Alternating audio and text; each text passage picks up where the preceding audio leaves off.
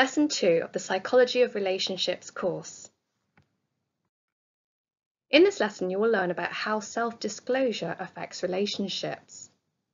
So what is self-disclosure? Self-disclosure is when one person reveals personal information about themselves to another. So why is self-disclosure important in relationships? In order for a relationship to progress, partners need to be willing to trust the other person and to reveal sensitive information about themselves. Ideally, as one partner reveals information, so does the other in a reciprocal exchange of information. How much information should you give about yourself at the beginning of a relationship? It is best to only give superficial, low-risk information about yourself at the start of a relationship. This makes you seem less needy and vulnerable.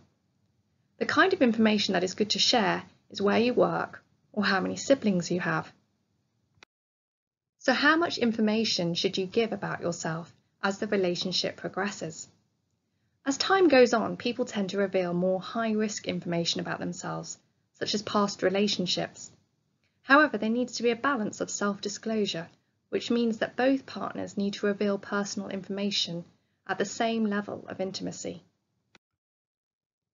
So what evidence is there that reciprocal self-disclosure is important in relationships? Sprecher found that when participants were put in pairs, where they took it in turns to reveal personal information about themselves, they liked the other person more. When there was one-sided self-disclosure for a period of time before swapping round, liking was less. What happens if a couple don't share much information with each other? The couple may be less satisfied with each other and be more likely to break up. Sprecher and Hendrick found that dating couples felt more satisfied with their relationships if there had been increasing self-disclosure. Is this the case for all relationships?